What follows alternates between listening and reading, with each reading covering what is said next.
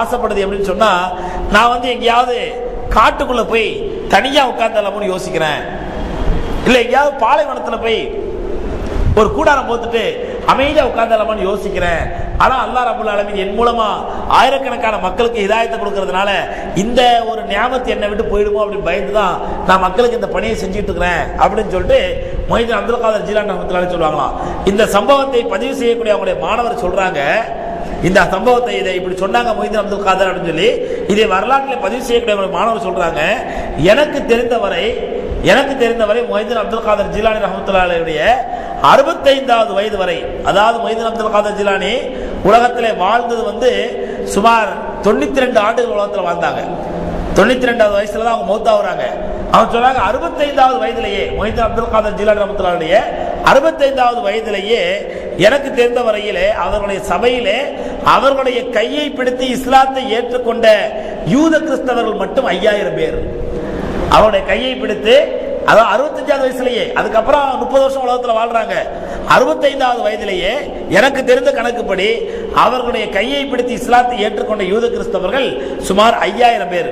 அதே மாதிரி அவர்களுடைய பயான்களை கேட்டு மொய்தீன் அப்துல் காதர் ஜீலானி ரஹ்மத்துல்லாஹி அலைஹியுடைய பயான்களை கேட்டு, அதாவது பெரும் பாவிகளாக இருந்தவர்கள், சாராயம் குடிச்சிட்டு விபச்சாரம் பண்ணிட்டு பெரும் பாவிகளாக இருந்தவர்கள் மொய்தீன் அப்துல் காதர் ஜீலானி ரஹ்மத்துல்லாஹி பயானை கேட்டு திருந்திய மக்கள் மட்டும் என்னுடைய கணக்குப்படி 1,50,000க்கு மேல், 1,50,000க்கு மேல உள்ளவங்க அவங்களுடைய பயான்களை கேட்டு தௌபா செய்திருக்கிறார்கள்.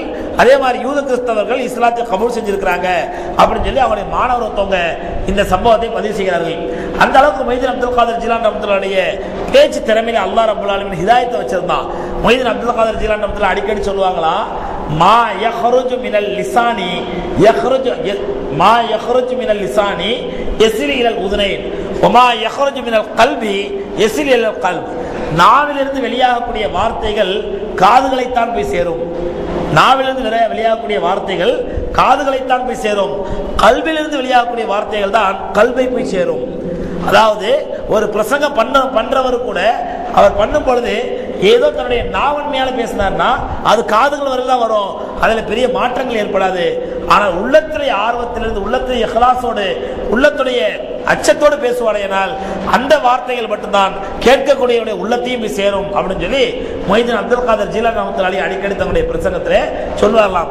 அந்த அளவுக்கு அவர்களுடைய வார்த்தைகள், ஒவ்வொரு வார்த்தைகளும் மனிதனுடைய உள்ளங்களை தைக்கக்கூடியதாகவும் அதே நேரத்தில் ஆயிரக்கணக்கான லட்சக்கணக்கான மக்களுடைய ஹிதாயத்திற்கு காரணமாக அமைந்தது மொய்தீன் அப்துல் காதர் ஜீலானி ரஹ்மத்துல்லாஹியுடைய பிரசங்கங்கள். இவங்க செய்த பணி என்ன அப்படின்னா, தர்சு தத்ரீஸ் என்று சொல்லக்கூடிய மாணவர்களுக்கு பாடம் நடத்துவது, ஹதீஸ் பாடம் நடத்துறது. மாணவர்களுக்கு ஹதீஸ் பாடம் நடத்துவாங்களாம். எப்படி நடத்துவாங்க அப்படின்னு சொன்னா, காலையில ஒரு பெரும் பகுதியை ஹதீஸ் பாடம் நடத்திவிட்டு அடுத்த பெரும் பகுதியை மார்க்க, அதாவது குர்ஆனுடைய தஃப்சீர் பாடம், குர்ஆனுடைய தஃப்சீர் பாடம் நடத்துவாங்களாம். அதற்கு பிறகு ஒரு பெரும் பகுதியை ஃபிக்ஹ் பாடம், அதற்கு பிறகு ஒரு பெரும் பகுதியை தஜ்வீத் பாடம் என்று தங்களுடைய ஒரு நாளுடைய பெரும் பகுதியை கல்வியை போதிப்பதற்காக, மக்களுக்கு எடுத்து சொல்வதற்காகவே அந்த நாளை ஒதுக்கி விடுவார்கள். இப்படி கல்வியை பல வகையாக பிரித்து இவங்க என்ன பண்ணுவாங்களா, மக்களுக்கு, மாணவர்களுக்கு பாடம் நடத்துறது ஒரு பக்கம். இன்னொரு பக்கம் என்ன பண்ணுவாங்களா, ஃபத்வாக்கள் கொடுப்பது. அதாவது மொய்தீன் அப்துல் காதர் ஜீலானி ரஹ்மத்துல்லாஹியுடைய ஃபத்வா இருக்குது பாருங்க, இது ரொம்ப பிரசித்தி பெற்றது. இவங்களுடைய ஃபத்வா இருக்குது ரொம்ப பிரசித்தி பெற்றது.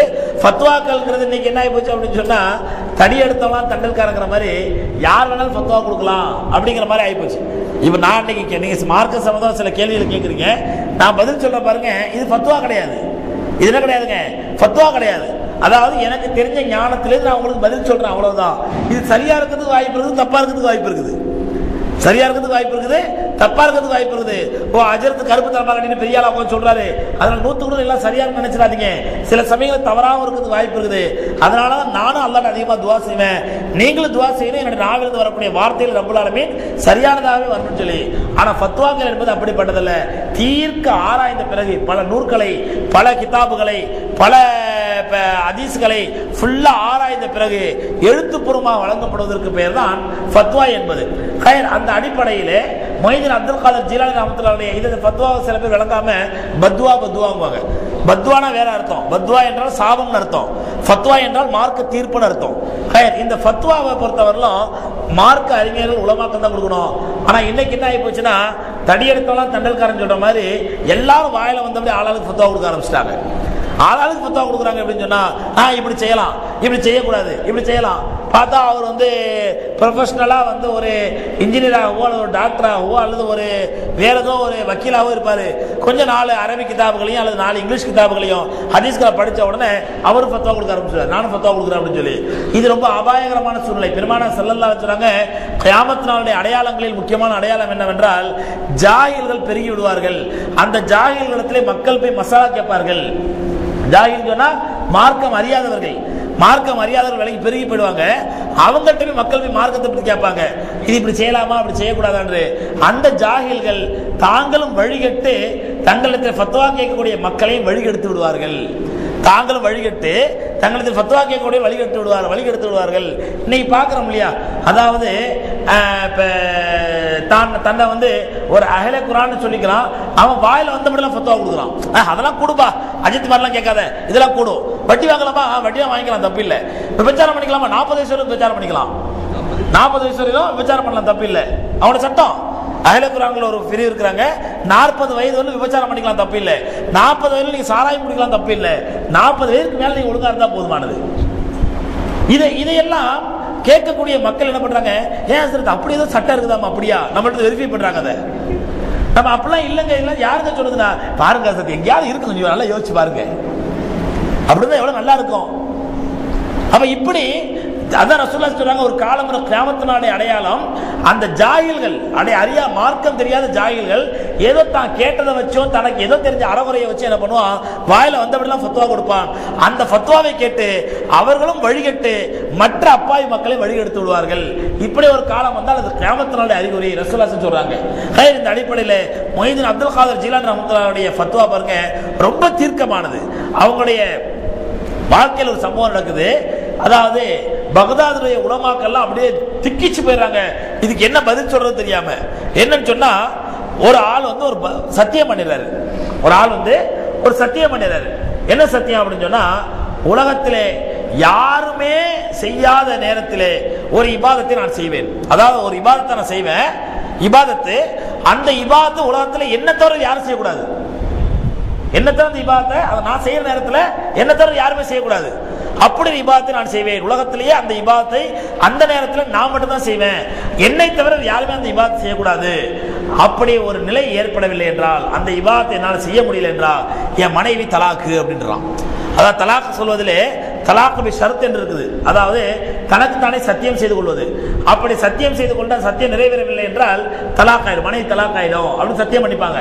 அந்த மாதிரி இந்த ஆள் என்ன சத்தியம் பண்றாருன்னு சொன்னா, உலகத்தில் யாருமே செய்யாத ஒரு இபாதத்தை அல்லாஹ் மூலமா, அல்லாஹ் சத்தியமாக நான் செய்வேன். யாருமே செய்யாத இபாதத்துனா அந்த நேரத்தில் அந்த இபாதத்தை யாருமே செய்யக்கூடாது, நான் மட்டும் தான் செய்யணும். அந்த மாதிரி இபாதத்தை நான் செய்வேன். அப்படி செய்யவில்லை என்றால் மனைவி தலாக்கு அப்படின்றாரு. இந்த பிரச்சனை பகதாது உலமாக்கள் வந்த உடனே இதே என்கிட்ட கிட்ட பலான வைத்தியக்காரன் சத்தியம் பண்றது வழி இல்லை, உனக்கு கிருதமா சத்தியம் பண்ணிட்டு, ஏன்னா அது பதில் எனக்கு தெரியாது. அந்த பதில் எனக்கு தெரியாது, என்ன பண்ணுவேன், சத்தியம் செஞ்சவே நான் கோவப்படுவேன். இதான் என்னுடைய இயல்பு, பொதுவாக மனிதனுடைய இயல்பு.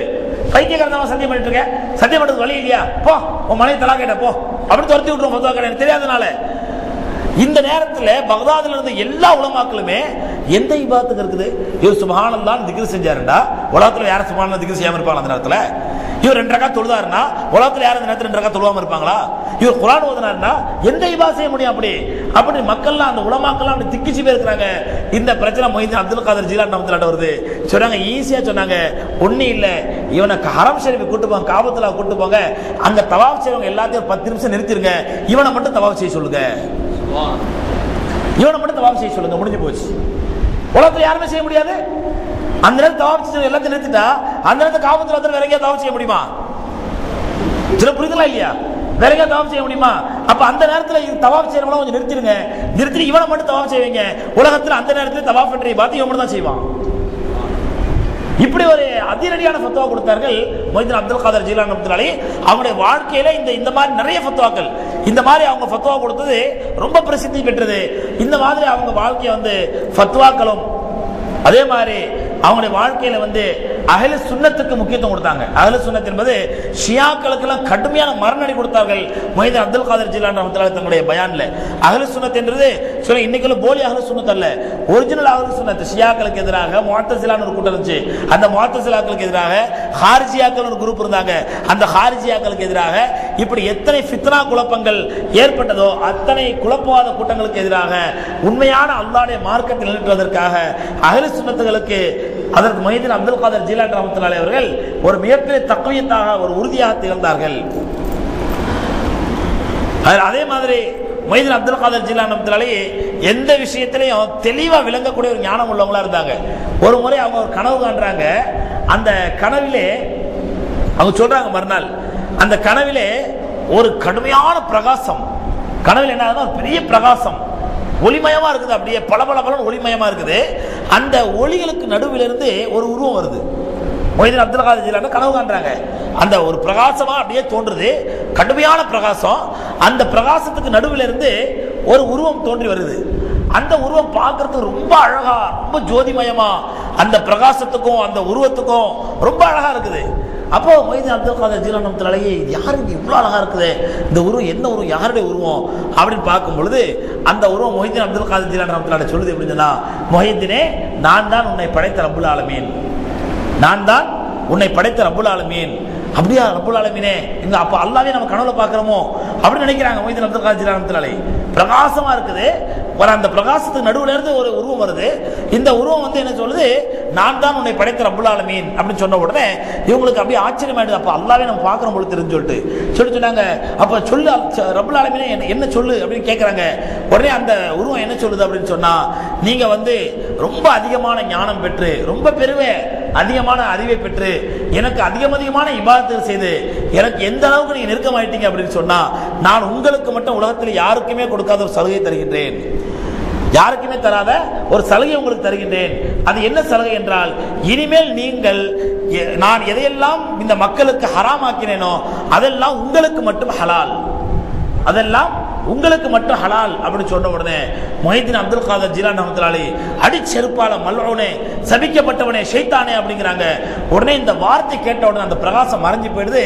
அந்த ஒளிமயமான அந்த ரூபம் வந்து அப்படியே இருள் அடைஞ்ச முகம் மாதிரி ஆகி போயிடுது.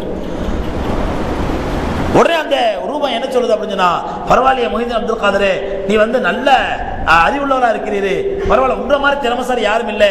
நான் இதே போன்று 70க்கும் மேற்பட்ட சூஃபியாக்களை, 70க்கும் மேற்பட்ட இறையடியார்கள், நல்லடியார்களை இந்த மாதிரி சொல்லி வெளியெடுத்திருக்கிறேன், ஆனா நீங்க தப்பிச்சுக்கிட்டீங்களே அப்படின்னு சொன்ன உடனே அப்போ என்ன பண்றாங்க, அஊது பில்லாஹி மினஷ் ஷைத்தானிர் ரஜீம் ஓதுறாங்க. காலையில் எழுந்திருச்சு தங்களுடைய மாணவர்களிடம் சம்பவத்தை சொல்றாங்க. சொல்லும் பொழுது அவங்களுடைய மாணவர்கள் கேட்கறாங்க, 2 கேள்வி கேட்கறாங்க.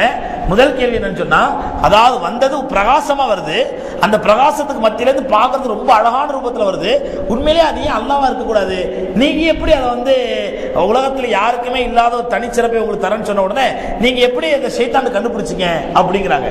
இப்போ மொஹிதீன் அப்துல் காதர் ஜிலானி ரஹ்மத்துல்லாஹி சொல்றாங்க, அல்லாஹ்வுடைய இபாதத்திற்கும் அல்லாஹ்வுடைய நெருக்கத்திற்கும் உலகத்திலேயே முன்மாதிரி யார் அப்படின்னு சொன்னா எம்பெருமானார் கண்மணி நாயகம் ரசூலுல்லாஹி ஸல்லல்லாஹு அலைஹி வஸல்லம் தான். அப்ப அவர்களுக்கே அல்லாஹ் ரப்பல் ஆலமீன் இப்படிப்பட்ட ஒரு சலுகை தராத பொழுது அவர்களை கால் தூசிக்கு சமமானவன் எனக்கு ஒரு சலுகை இந்த மாதிரி தராண்டாக்கா நிச்சயமா அது அல்லாஹ்வா இருக்க வாய்ப்பில்லை, அது ஷைத்தானா தான் இருக்கும் அப்படின்னு நான் தீர்மானிச்சிட்டேன் அப்படின்னு மொஹிதீன் அப்துல் காதர் ஜிலானி ரஹ்மத்துல்லாஹி பண்றாங்க சொல்றாங்க. சொல்லிட்டு அவங்க சொல்றாங்க, இப்படி நான் சொன்ன உடனே அப்போ ஷைத்தானை விடல, அப்ப என்ன பண்ணல, ஷைத்தானை விடல.